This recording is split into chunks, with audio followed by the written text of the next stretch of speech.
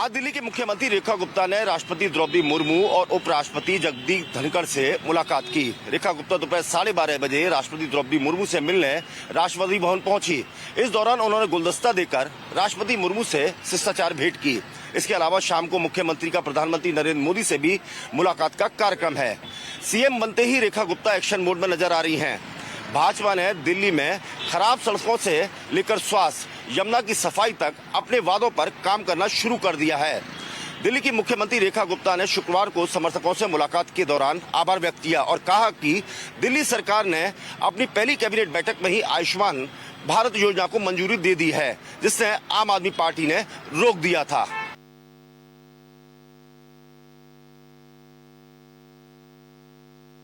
प्रधानमंत्री नरेंद्र मोदी 2 दिवसीय दौरे पर 23 तारीख को मध्य प्रदेश आ रहे हैं और मध्य प्रदेश में सबसे पहले वो छतरपुर के बागेश्वर धाम पहुंचेंगे और वहां पर एक कैंसर हॉस्पिटल की आधारशिला रखेंगे।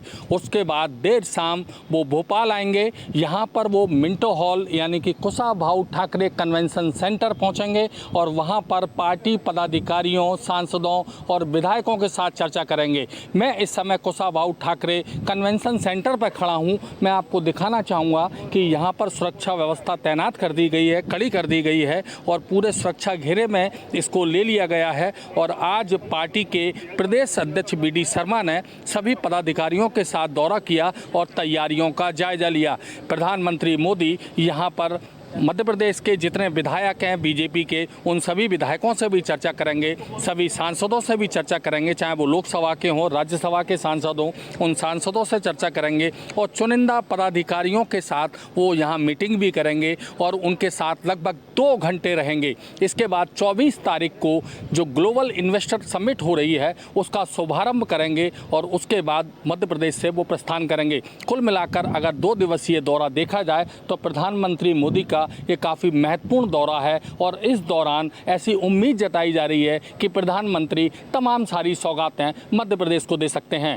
कैमरामैन मनीष के साथ भारत एक्सप्रेस के लिए भोपाल से अजय भटनागर।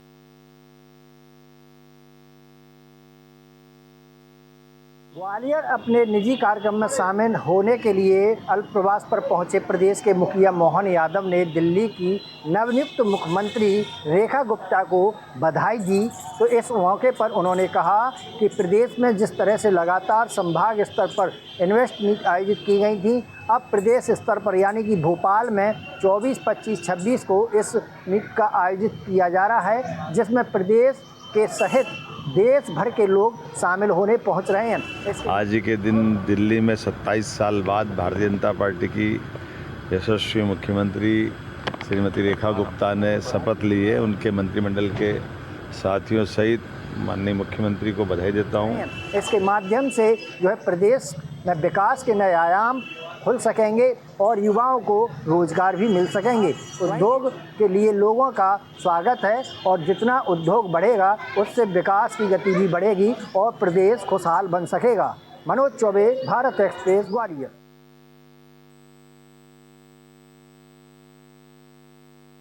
संगम प्रयागराज में आस्था की डुबकी लगाने के लिए अब कुछ ही दिन बाकी रह गए हैं, लेकिन हर एक की कोशिश ज़्यादातर यही है कि हम भी आस्था की डुबकी लगाएं। लेकिन उससे पहले जो रेलवे है, नॉर्दर्न रेलवे खास तौर से नई दिल्ली रेलवे स्टेशन पर यात्रियों की संख्याओं को देखते हुए और ज़्यादा अरेंजमेंट कर दिए हैं। खास तौर से जो नई दिल्ली रेलवे स्टेशन पर दुर्घटना हुई थी उसके बाद व्यवस्थाओं में और इजाफा किया गया है, सिक्योरिटी में और इजाफा दिया गया है।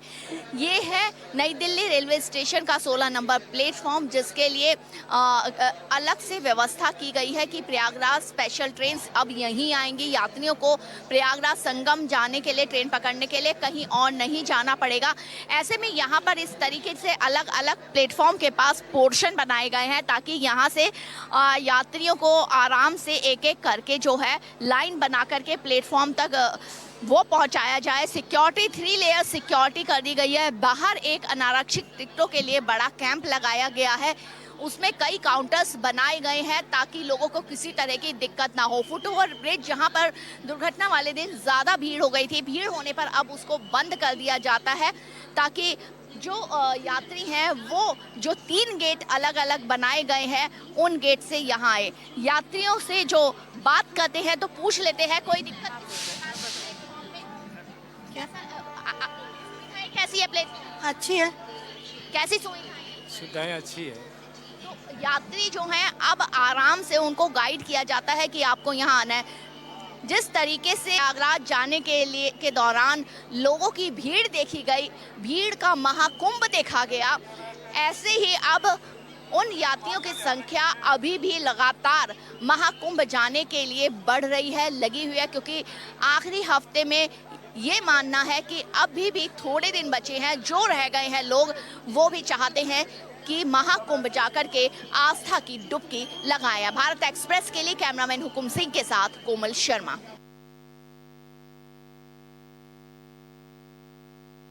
सनातन धर्म में ऐसी धार्मिक मान्यता है कि गंगा के जल से नहाने से पाप धुल जाते हैं, वो भी जल संगम का हो। कारागार प्रशासन ने ऐसा पहल किया है कि प्रदेश के 90,000 कैदियों को गंगा जल से स्नान कराया जाए। इस समय महाकुंभ का महोत्सव चल रहा है, महाकुंभ का धार्मिक आयोजन चल रहा है, जिसमें लगभग 55 करोड़ से अधिक लोगों ने स्नान किया। संगम से अमृत जल मंगाकर, गंगा जल मंगा करके आज 9 बजे से लेकर के 11 बजे तक पूरे प्रदेश के सभी जिलों में पूरी तरीके से पवित्र गंगा जल का विधि विधान के साथ पूजन अर्चना करके पूरे कैदी को नहलाया गया है और सारे कैदियों ने आस्था की डुबकी गंगा जल में लगा करके पुण्य के भागीदार बने। इसी बीच कारागार प्रशासन ने एक पहल किया, तो क्यों ना हम कैदियों को गंगा जल से स्नान करा के उनको मन को शुद्ध किया जाए, उनको सनातन से जोड़ा जाए, उनको धार्मिक कामों की तरफ लेके चला जाए। उसी के तहत आज प्रदेश भर में 90,000 कैदियों ने गंगा जल से स्नान किया। सहयोगी शहनवाज खान के साथ रजनीश पांडे, भारत एक्सप्रेस, लखनऊ।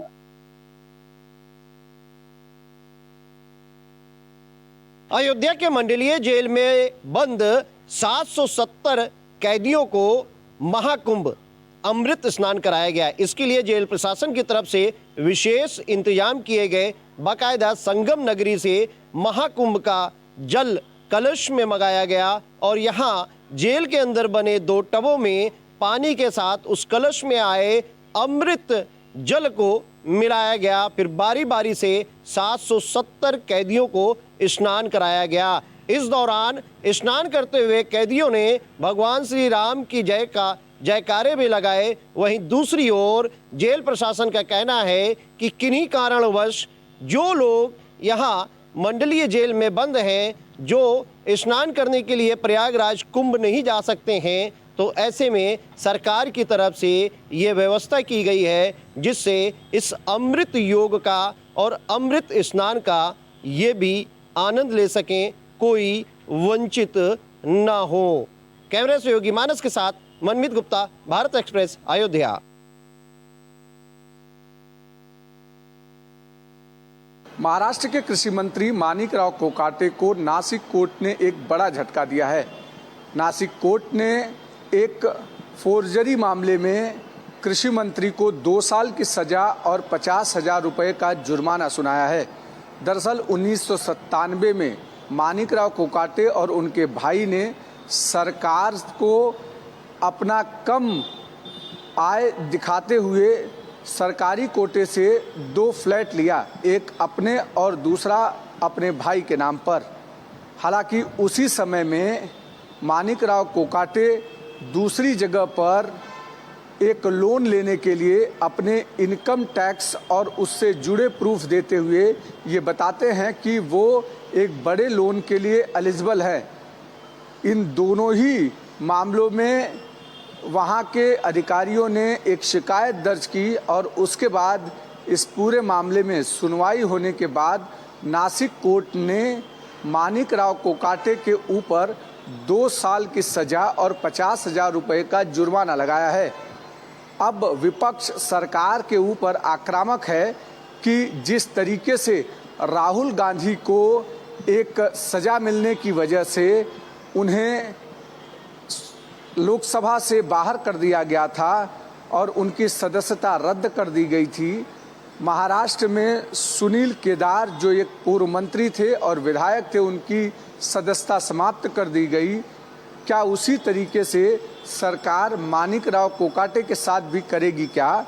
और अगर किसी कोर्ट ने ये सज़ा सुनाया है तो सरकार उनको अभी तक क्यों बचा रही है और उनकी सदस्यता अब तक क्यों समाप्त नहीं हुई? वीडियो जर्नलिस्ट घनश्याम के साथ अभिषेक पांडे, भारत एक्सप्रेस, मुंबई।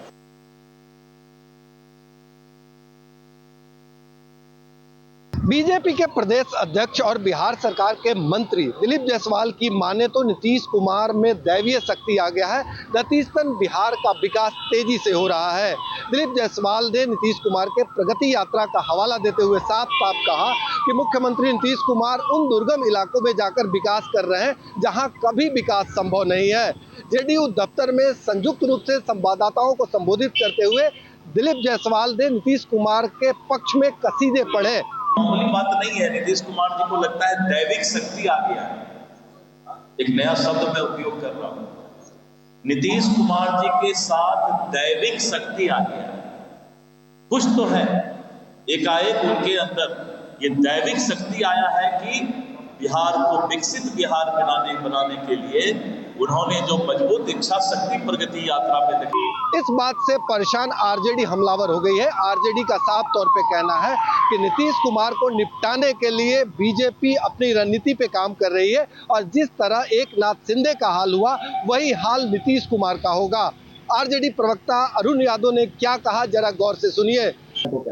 देखिए, भारतीय जनता पार्टी को अभी कौन कौन सा शक्ति नीतीश जी में नजर आएगा, शायद भारतीय जनता पार्टी भी नहीं जानती है। चूंकि नीतीश कुमार जी का एकनाथ शिंदे वाली हाल करना है भारतीय जनता पार्टी को, तो फिर टीटीएम गिरी तो करेंगे ही ना। अरुण यादव ने साफ साफ कहा कि जब तक लालू प्रसाद यादव बिहार में राजनीति कर रहे हैं और समाजवादियों का बोलबाला है, बीजेपी का मंशा साफ है। और इस बाबत 2-3 बयानों का हवाला देते हुए आरजेडी साफ साफ कह रही है कि नीतीश कुमार को चढ़ा बढ़ाकर यहां से गद्दी से हटाने का बीजेपी हर संभव प्रयास कर रही है। सहयोगी कैमरामैन राकेश के साथ भारत एक्सप्रेस के लिए पटना से आशुतोष कुमार।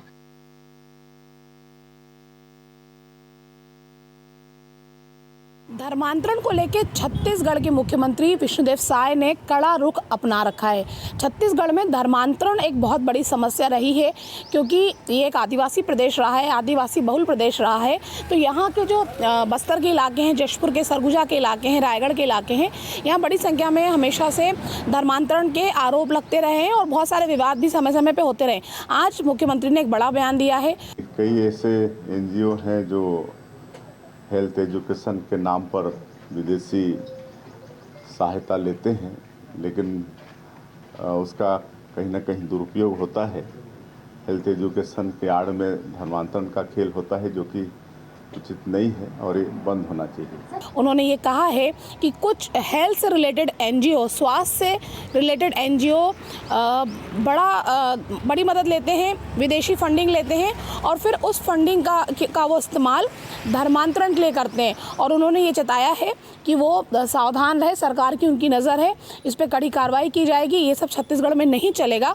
तो धर्मांतरण को लेकर एक बड़ा बयान आया है।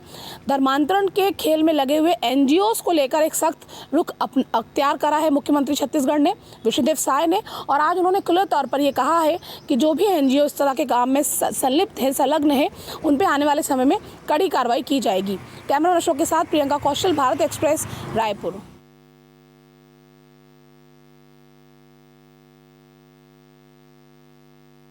मोहन यादव सरकार ने आज एक और वादा पूरा करते हुए लैपटॉप योजना को क्रियान्वयन किया है। आज मुख्यमंत्री मोहन यादव ने एक कार्यक्रम में मध्य प्रदेश के 90,000 विद्यार्थियों के खातों में 25-25 हज़ार रुपये लैपटॉप के लिए हस्तांतरित किए। वहीं आज उन्होंने विद्यार्थियों से बातचीत करते हुए उनके अनुभव शेयर किए और उनसे बातचीत की कि वो जीवन में क्या करना चाहते हैं। वहीं अगर लैपटॉप वितरण के इस कार्यक्रम की बात करें तो 90,000 में से 37,000 छात्र हैं और 53,000 से ज़्यादा छात्राएं हैं। इस पूरे कार्यक्रम के दौरान मुख्यमंत्री ने अलग अलग बच्चों से बातचीत करते हुए उनके परिवार का भी हाल जाना और उनके अनुभव जाने और इस लैपटॉप योजना से उनको कितना फ़ायदा होगा और जीवन में वो आगे क्या करना चाहते हैं उस बारे में उन्होंने चर्चा की। इस दौरान अपने संबोधन में उन्होंने रामायण का उल्लेख करते हुए भी गुरु और परिवार के महत्व को बताया। कैमरामैन मनीष के साथ भारत एक्सप्रेस के लिए भोपाल से अजय भटनागर।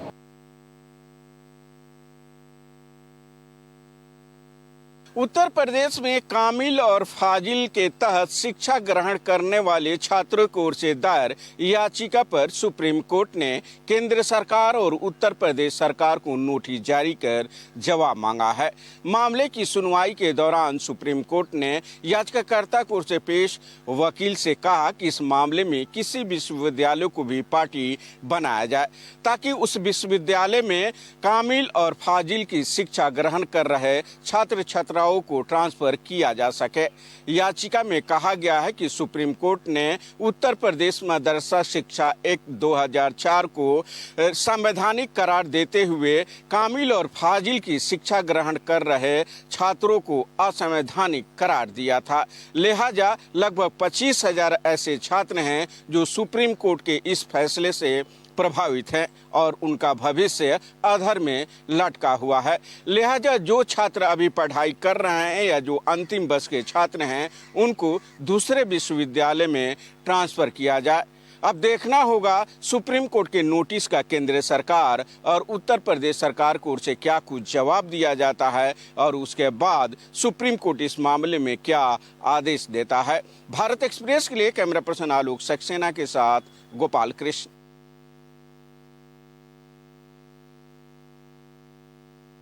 कॉमेडियन समय रैना का शो इंडियाज गॉट लैटिन का जो विवाद है वो लगातार गहराता ही जा रहा है। इस पूरे मामले में महाराष्ट्र साइबर सेल की तरफ से पूछताछ जारी है और लगातार कई लोगों को समन भी भेजा जा रहा है। अब इस पूरे विवादित मामले में कहीं ना कहीं जो बॉलीवुड के सितारे हैं वो भी जांच के घेरे में आ रहे हैं, क्योंकि महाराष्ट्र साइबर सेल की तरफ से बॉलीवुड एक्ट्रेस राखी सावंत को समन भेजा गया है और उन्हें पूछताछ के लिए बुलाया गया है। 27 फरवरी को राखी सावंत को साइबर सेल ने पूछताछ के लिए बुलाया है। इसके पहले तीसरी बार समय रैना को समन भेजा गया, लेकिन अभी तक उन्होंने इस पूरे मामले को लेकर अपनी तरफ से कोई भी बयान नहीं दिया है। इसके साथ ही साथ 24 फरवरी को आशीष चंचलानी और रणवीर इलाहाबादिया को पूछताछ के लिए साइबर सेल ने बुलाया है, जबकि समय रैना ने इस पूरे मामले को लेकर समय मांगा है क्योंकि वो अमेरिका में है और उन्होंने कहा है कि वो 17 मार्च के बाद जब मुंबई आएंगे तो साइबर सेल के सामने पेश होंगे। हालांकि इस पूरे मामले को लेकर कई लोगों से पूछताछ हो चुका है और लगातार मुंबई पुलिस जो है वो कार्रवाई करने में जुटी हुई है और साइबर सेल की तरफ से कई जो तथ्य हैं वो जुटाए जा रहे हैं। आपको बता दें कि रणवीर इलाहाबादिया ने जिस तरीके से परिवार को लेकर अभद्र टिप्पणी की थी उसके बाद से ही उनके खिलाफ जो लोग हैं वो विरोध कर रहे हैं और इस पूरे मामले को लेकर साइबर सेल पूरी तरीके से एक्टिव नजर आ रही है। कैमरामैन घनश्याम के साथ में आंचल तिवारी, भारत एक्सप्रेस।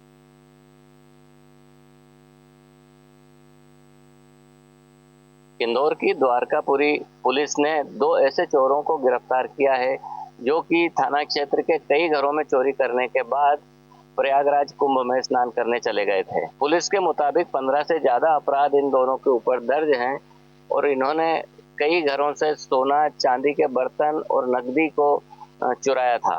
दोनों चोरों से जब पुलिस ने चोरी करने का कारण पूछा तो दोनों ने बताया कि उनके महंगे शौक को पूरे करने और अपनी प्रेमिका के शौक को पूरा करने के लिए वे इस तरह की चोरियों को किया करते थे। पिछले 1 महीने और लगभग 15-20 दिन में 5-6 नकबजनी की घटनाएं हुई थी। उसमें हमने 2 आरोपियों को अभी इसमें हिरासत में लिया है, अजय शुक्ला और संतोष पुरी। दोनों के लगभग 14-15 अपराध दर्ज हैं जिसमें नकबजनी और चोरी है। इन दोनों ही आरोपियों को हिरासत में लेने के बाद इनसे जब पूछताछ हुई तो इन्होंने 4 नकबजनी की घटनाओं का खुलासा किया है, जिसमें लगभग 4 लाख रुपए की ज्वेलरी इनसे अब तक बरामद हो चुकी है। पुलिस ने बड़ी ही सतर्कता से कुंभ में से इन्हें गिरफ्तार किया है, क्योंकि कुंभ में किसी भी तरह की भगदड़ होने की आशंका हो सकती थी। ऐसे में सवाल उठता है, क्या जानबूझकर किए हुए पाप भी कुंभ में स्नान करने से धुल जाते हैं, या उनके लिए पुलिस का डंडा और कानून के शिकंजे की जरूरत पड़ती है। कैमरामैन इमरान खान के साथ जय व्यास, भारत एक्सप्रेस, इंदौर।